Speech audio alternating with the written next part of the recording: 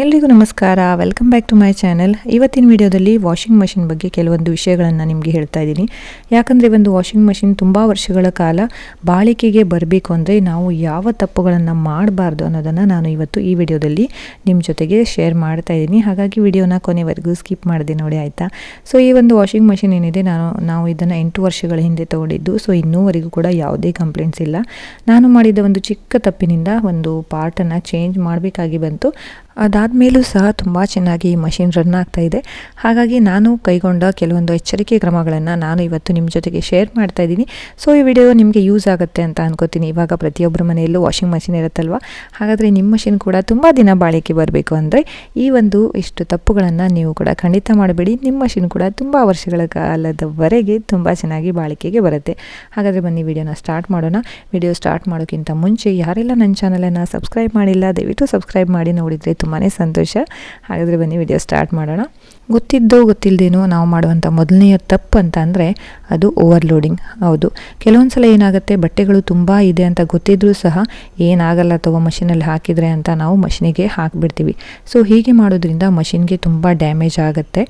ಯಾಕಂದರೆ ಪ್ರತಿಯೊಂದು ಮಷಿನ್ಗೂ ಅದರದ್ದೇ ಆದ ಒಂದು ಕೆಪಾಸಿಟಿ ಅಂತ ಇರುತ್ತೆ, ಸಾಮರ್ಥ್ಯ ಅಂತ ಇರುತ್ತೆ ಅಲ್ವಾ. ಸೊ ಅದನ್ನು ನಾವು ಗಮನದಲ್ಲಿ ಇಟ್ಟುಕೊಂಡು ಪ್ರತಿಯೊಂದು ಸಲ ಬಟ್ಟೆನ ಹಾಕಬೇಕಾಗುತ್ತೆ. ಯೂಶ್ವಲಿ ಏನಂತಾರೆ ಅಂದರೆ 3/4 ಟಬ್ನಷ್ಟು ಬಟ್ಟೆಗಳನ್ನು ಹಾಕಬೇಕು, ಅದಕ್ಕಿಂತ ಹೆಚ್ಚಾಗಿ ಬಟ್ಟೆಗಳನ್ನು ಹಾಕಬಾರ್ದು. ಹಾಗೆ ಹಾಕೋದ್ರಿಂದ ಏನಾಗುತ್ತೆ, ಅದರಲ್ಲಿ ಸ್ಪೇಸ್ ಇಲ್ಲದೆ ಡಿಟರ್ಜೆಂಟ್ ಕೂಡ ಕ್ಲೀನಾಗಿ ಸ್ಪ್ರೆಡ್ ಆಗದೆ ಬಟ್ಟೆಗಳು ಕ್ಲೀನ್ ಆಗೋದಿಲ್ಲ. ಹಾಗಾಗಿ ನೆಕ್ಸ್ಟ್ ಟೈಮ್ ನೀವು ಬಟ್ಟೆಗಳನ್ನು ಹಾಕುವಾಗ ಅದರ ಕೆಪಾಸಿಟಿ ಏನಂತ ನೋಡ್ಕೊಳ್ಳಿ. ಆದಷ್ಟು ಒಂದು 3/4 ಟಬ್ ಒಳಗೆ ಬಟ್ಟೆಗಳನ್ನು ಹಾಕಿ. ಸೊ ಬಟ್ಟೆಗಳು ನೀಟಾಗಿ ಕ್ಲೀನ್ ಆಗುತ್ತೆ ಮತ್ತು ಮಷಿನ್ಗೂ ಕೂಡ ಯಾವುದೇ ಥರದ ಡ್ಯಾಮೇಜ್ ಆಗೋದಿಲ್ಲ. ಸೊ ನಾವು ಯೂಶ್ವಲಿ ಮಾಡುವಂಥ ಎರಡನೆಯ ತಪ್ಪಂದರೆ ಬಟ್ಟೆಗಳನ್ನು ಚೆಕ್ ಮಾಡದೆ ಹಾಕುವಂಥದ್ದು. ಹೌದು, ನಮಗೇನೋ ಗಡ್ಬಡಿ ಇದೆ, ಇನ್ನೂ ಏನೋ ಕೆಲಸ ಇದೆ ಅಂತ ಅಂದ್ಕೊಂಡು ಬಟ್ಟೆಗಳನ್ನು ಒಯ್ದು ಹಾಗೆ ಬಕೆಟಿಂದ ನೀಟಾಗಿ ನಾವು ಮಷಿನ್ಗೆ ಹಾಕಿಬಿಡ್ತೀವಿ. ಅದು ನಾವು ಮಾಡುವಂಥ ದೊಡ್ಡ ತಪ್ಪು. ಪ್ರತಿ ಸಲ ಬಟ್ಟೆಗಳನ್ನು ಹಾಕುವಾಗ ನಾವು ಆ ಬಟ್ಟೆಗಳನ್ನು ಚೆಕ್ ಮಾಡಿ ಹೀಗೆ ಬಿಡಿ ಬಿಡಿಯಾಗಿ ಹಾಕಿದರೆ ತುಂಬಾ ಒಳ್ಳೆಯದು. ಸೊ ಕೆಲವೊಂದು ಸಲ ಬಟ್ಟೆಗೆ ಪಿನ್ನನ್ನು ಹಾಕಿರ್ತೀವಿ, ಇಲ್ಲ ಅಂತಂದರೆ ಏನಾದರೂ ಕಾಯಿನ್ಸ್ ಇರುತ್ತೆ, ಕ್ಲಿಪ್ ಇರುತ್ತೆ, ಏನಾದರೂ ಒಂದು ಮಟೀರಿಯಲ್ ಅದರಲ್ಲಿ ಹೋದರೆ ಮಷಿನ್ಗೆ ತುಂಬ ದೊಡ್ಡ ಡ್ಯಾಮೇಜ್ ಆಗುತ್ತೆ. ಸೊ ಎವ್ರಿ ಟೈಮ್ ಏನು ಮಾಡಬೇಕು, ಬಟ್ಟೆಗಳನ್ನು ಹಾಕುವಾಗ ದಯವಿಟ್ಟು ಒಂದು ಸಲ ಚೆಕ್ ಮಾಡಿ ಹಾಕಿದರೆ ತುಂಬಾ ಒಳ್ಳೆಯದು. ಹಾಗಾಗಿ ಪ್ರತಿ ಸಲ ಬಟ್ಟೆನ ಹಾಕುವಾಗ ದಯವಿಟ್ಟು ಚೆಕ್ ಮಾಡಿ ಹಾಕಿ. ಹೀಗೆ ಮಾಡೋದ್ರಿಂದ ಮಷಿನಿಗೆ ಯಾವುದೇ ಥರದ ಡ್ಯಾಮೇಜ್ ಆಗೋದಿಲ್ಲ ಮತ್ತು ತುಂಬ ವರ್ಷಗಳ ಕಾಲ ತುಂಬ ಚೆನ್ನಾಗಿ ಬಾಳಿಕೆಗೆ ಬರುತ್ತೆ. ನಾವು ಮಾಡುವಂಥ ಮೂರನೆಯ ದೊಡ್ಡ ತಪ್ಪು ಅಂತ ಅಂದರೆ ಡಿಟರ್ಜೆಂಟ್ ಪೌಡರ್ನ ಬಳಸೋದು. ಹೌದು, ನಿಮ್ಮ ವಾಷಿಂಗ್ ಮಷಿನ್ ತುಂಬ ವರ್ಷ ಬಳಕೆ ಬರಬೇಕಂದ್ರೆ ದಯವಿಟ್ಟು ಡಿಟರ್ಜೆಂಟ್ ಪೌಡರನ್ನು ಹಾಕಬೇಡಿ. ತುಂಬ ಸೋಪಿನ ಪುಡಿ ಹಾಕೋದ್ರಿಂದ ಏನಾಗುತ್ತೆ ಅಂದರೆ ಅದು ನೀರಲ್ಲಿ ಕರೆಕ್ಟಾಗಿ ಕರಗದೆ ವಾಷಿಂಗ್ ಮಷಿನ್ನ ಮೂಲೆಯಲ್ಲಿ ಹೋಗಿ ಸೇರಿಕೊಂಡು ಮೋಟಾರ್ ಜಾಮ್ ಆಗುವಂಥ ಸಾಧ್ಯತೆ ಕೂಡ ಇರುತ್ತೆ. ಹಾಗಾಗಿ ಆದಷ್ಟು ಈ ಥರ ಲಿಕ್ವಿಡನ್ನು ಉಪಯೋಗಿಸಿದರೆ ತುಂಬಾ ಒಳ್ಳೆಯದು. ನಾನು ಇಲ್ಲಿ ಟಾಪ್ ಲೋಡ್ ಏರಿಯಲ್ ಲಿಕ್ವಿಡ್ನ ಯೂಸ್ ಮಾಡ್ತಾ ಇದ್ದೀನಿ. ಸೊ ಫ್ರಂಟ್ ಲೋಡ್ಗೂ ಬೇರೆ ಬರುತ್ತೆ, ನೀವು ಚೆಕ್ ಮಾಡಿಬಿಟ್ಟು ತೊಗೊಳ್ಳಿ. ನಾನು ಇಲ್ಲಿ ಯಾವುದೇ ಒಂದು ಪ್ರಮೋಷನ್ ಮಾಡ್ತಾ ಇಲ್ಲ, ನಾನು ಯೂಸ್ ಮಾಡುವಂಥದ್ದನ್ನು ನಿಮ್ಮ ಜೊತೆಗೆ ಶೇರ್ ಮಾಡ್ತಾ ಇದ್ದೀನಿ.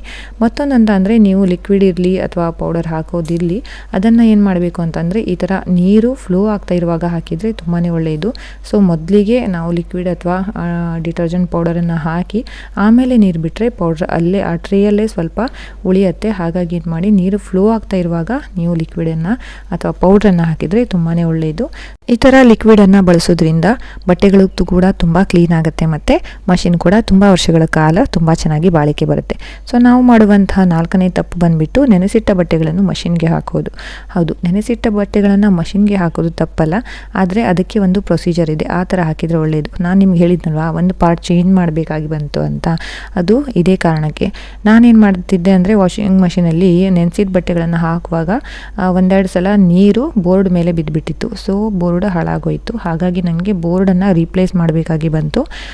ಹಾಗಾಗಿ ನಾನು ನಿಮಗೆ ಹೇಳ್ತಾ ಇರುವಂಥದ್ದು, ದಯವಿಟ್ಟು ನೀವು ನೆನೆಸಿಟ್ಟ ಬಟ್ಟೆಗಳನ್ನು ಹಾಕುವಾಗ ಆದಷ್ಟು ಬೋರ್ಡಿಗೆ ನೀರು ತಾಗದೇ ಇರುವ ಹಾಗೆ ಬಟ್ಟೆಗಳನ್ನು ಹಾಕಿ, ಸರಿನಾ. ಸೊ ನಾವು ಮಾಡುವಂತಹ 5ನೆಯ ತಪ್ಪು ಮಷಿನ್ ಫಿಲ್ಟರ್ಗಳನ್ನು ಆವಾಗ ಕ್ಲೀನ್ ಮಾಡದೇ ಇರುವಂಥದ್ದು. ಹೌದು, ಪ್ರತಿಯೊಂದು ಮಷಿನ್ಗೂ ಫಿಲ್ಟರ್ಗಳನ್ನು ಕೊಟ್ಟಿರ್ತಾರೆ. ನನಗೆ ಈ ಥರ ನೋಡಿ, ಈ ಥರ ಈ ಮಷಿನಲ್ಲಿ ಪೌಚ್ ಥರ ಫಿಲ್ಟರ್ ಇದೆ. ಸೊ ನಾನು ಇದನ್ನು ಬೇಕಂತಾನೆ 2 ದಿನದಿಂದ ಕ್ಲೀನ್ ಮಾಡಿಲ್ಲ, ನಿಮ್ಗೆ ತೋರಿಸ್ಬೇಕು ಅಂತ. ಎವ್ರಿ ವಾಶ್ ಆದಮೇಲೆ ಇದನ್ನು ಕ್ಲೀನ್ ಮಾಡೋದು ತುಂಬಾ ಒಳ್ಳೆಯದು. ಇಲ್ಲ ಅಂತ ಆದರೆ ವಾರಕ್ಕೆ ಒಂದ್ಸಲ ಆದರೂ ಇದನ್ನು ಕ್ಲೀನ್ ಮಾಡಿ. ಸೊ ಈ ಥರ ಕ್ಲೀನ್ ಮಾಡೋದ್ರಿಂದ ಬಟ್ಟೆಗಳಿಗೆ ಮತ್ತೆ ಗಲೀಜು ಹೋಗಲ್ಲ. ಸೊ ನನ್ನ ಮಷಿನಲ್ಲಿ 2 ಫಿಲ್ಟರ್ ಇದೆ, ಮತ್ತೊಂದು ಫಿಲ್ಟರ್ ಕೂಡ ತೋರಿಸ್ತೀನಿ. ಸೊ ಇಲ್ಲಿ ನೋಡಿ, ಇಲ್ಲಿ ನೀರು ಅಂದರೆ ಪೈಪಿಂದ ಮಷಿನ್ಗೆ ನೀರು ಹೋಗೋ ಕಡೆ ಒಂದು ಫಿಲ್ಟರನ್ನು ಕೊಟ್ಟಿದ್ದಾರೆ. ಒಂದೊಂದು ಸಲ ಏನಾಗುತ್ತೆ ಅಂದರೆ ಮಷಿನ್ಗೆ ನೀರು ಫ್ಲೋ ಆಗೋದು ಸ್ವಲ್ಪ ಕಡಿಮೆ ಆಗಿಬಿಡುತ್ತೆ. ಅದೇನಾಗಿರುತ್ತೆ ಅಂದರೆ ಈ ಒಂದು ಫಿಲ್ಟರ್ ಏನಿದೆ ಇದ್ರ ಮೇಲೆ ನೋಡಿ ತೋರಿಸ್ತೀನಿ, ಈ ಫಿಲ್ಟರ್ ಮೇಲೂ ಕೂಡ ಸ್ವಲ್ಪ ಮಣ್ಣು ಕೂತ್ಕೊಳ್ಳುವಂಥದ್ದು ಚಾನ್ಸ್ ಇರುತ್ತೆ, ನೀರಿಂದ ಬಂದು ಶೇಖರವಾಗಿದ್ದು. ಸೊ ಇಂಥ ಒಂದು ಫಿಲ್ಟರ್ ಇದ್ದರೂ ಕೂಡ ಇದನ್ನು ಕೂಡ ಅಟ್ಲೀಸ್ಟ್ ವೀಕ್ಲಿ ಒಂದ್ಸಲ ನಾವು ಕ್ಲೀನ್ ಮಾಡಲೇಬೇಕಾಗತ್ತೆ. ಸೊ ಹಾಗೆ ಮಾಡೋದ್ರಿಂದ ಫ್ಲೋ ಚೆನ್ನಾಗಿರುತ್ತೆ ನೀರಿಂದು, ಹಾಗಾಗಿ ಮಷಿನ್ ಕೂಡ ತುಂಬ ಚೆನ್ನಾಗಿ ರನ್ ಆಗುತ್ತೆ. ಇದನ್ನು ಆರಾಮಾಗಿ ನಾವು ನೀರಲ್ಲಿ ಕ್ಲೀನ್ ಮಾಡ್ಕೋಬೋದು. ಇಲ್ಲಾಂದರೆ ನೀವು ಟೂತ್ ಬ್ರಷ್ ಇದ್ದರೆ ಅದರಿಂದ ಕೂಡ ನಾವು ಇದನ್ನು ಕ್ಲೀನ್ ಮಾಡ್ಕೋಬೋದು. ಎಷ್ಟು ಚೆನ್ನಾಗಿ ಕ್ಲೀನ್ ಆಗಿದೆ ಅಂತ. ಇವಾಗ ಮತ್ತೆ ಇದನ್ನು ಅದರಲ್ಲಿ ಹೋಗಿ ಫಿಕ್ಸ್ ಮಾಡ್ತೀನಿ. ನೀವು ನೋಡ್ಬೋದು ನೋಡಿ, ಈ ಥರ ಫಿಲ್ಟರ್ ಇದ್ದರೆ ನೀವು ಕೂಡ ಅಷ್ಟೇ ತಿಂಗಳಿಗೆ ಒಂದ್ಸಲ ಆದರೂ ಈ ಫಿಲ್ಟರ್ನ ಕ್ಲೀನ್ ಮಾಡಿ. ಸೊ ಮಷಿನ್ ತುಂಬ ಚೆನ್ನಾಗಿ ವರ್ಕ್ ಆಗುತ್ತೆ. ಎಲ್ಲ ಮಷಿನ್ಗಳಿಗೂ ಇದೇ ಥರ ಇರಲ್ಲ. ಸೊ ಡಿಫ್ರೆಂಟ್ ಆದ ಮಷಿನ್ಗಳಿಗೆ ಡಿಫ್ರೆಂಟ್ ಆದ ಫಿಲ್ಟರ್ಸ್ ಇರುತ್ತೆ. ಅದು ಯಾವುದು ಅಂತ ನೋಡಿಬಿಟ್ಟು ನೀವು ನಿಮ್ಮ ಮಷಿನ್ನ ಫಿಲ್ಟರ್ಗಳನ್ನು ಕ್ಲೀನ್ ಮಾಡಿದರೆ ಮಷಿನ್ ಕೂಡ ತುಂಬ ಚೆನ್ನಾಗಿ ಬಾಳಿಕೆ ಬರುತ್ತೆ. ದಯವಿಟ್ಟು ಕ್ಲೀನ್ ಮಾಡಿ. ಸೊ ನಾವು ಮಾಡುವಂತಹ ಕೊನೆಯ ತಪ್ಪಂತಾನೆ ಹೇಳ್ಬೋದು. ಅದು ಅಂತ ಅಂದರೆ ಟಬ್ಬನ್ನು ಕ್ಲೀನ್ ಮಾಡದೇ ಇರುವಂಥದ್ದು. ಹೌದು, ಪ್ರತಿ ತಿಂಗಳಿಗೆ ಒಂದ್ಸಲನಾದರೂ ನಾವು ಈ ವಾಷಿಂಗ್ ಮಷಿನ್ ಟಬ್ ಏನಿದೆ ಅದನ್ನು ಕ್ಲೀನ್ ಮಾಡಲೇಬೇಕು. ಅದಕ್ಕೆ ಪೌಡರ್ ಸಿಗುತ್ತೆ, ಇಲ್ಲಾಂದರೆ ಒಂದು ಇವಾಗ ಟ್ಯಾಬ್ಲೆಟ್ ಥರ ಆನ್ಲೈನಲ್ಲಿ ಕೂಡ ಸಿಗುತ್ತೆ.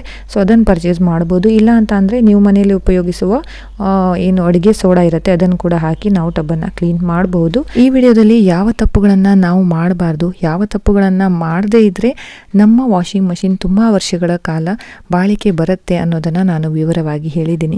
ಸೊ ಈ ಒಂದು ವಿಡಿಯೋ ನಿಮಗೆ ತುಂಬಾ ಯೂಸ್ಫುಲ್ ಆಗುತ್ತೆ ಅಂತ ಅಂದ್ಕೊಳ್ತೀನಿ. ವಿಡಿಯೋ ಇಷ್ಟ ಆದರೆ ಲೈಕ್ ಮಾಡಿ, ನನ್ನ ಚಾನಲನ್ನು ಇನ್ನೂ ಸಬ್ಸ್ಕ್ರೈಬ್ ಮಾಡಿಲ್ಲ ಅಂದರೆ ದಯವಿಟ್ಟು ಸಬ್ಸ್ಕ್ರೈಬ್ ಮಾಡಿ, ಬೆಲ್ ಬಟನ್ನ ಪ್ರೆಸ್ ಮಾಡೋಕ್ಕೆ ಮರಿಬೇಡಿ. ಸೊ ನೆಕ್ಸ್ಟ್ ನೋಟಿಫಿಕೇಶನ್ ಬರುತ್ತೆ. ಮತ್ತೊಂದು ವಿಡಿಯೋದೊಂದಿಗೆ ಸಿಗೋಣ. ಅಲ್ಲಿವರೆಗೆ have a good day, take care, bye.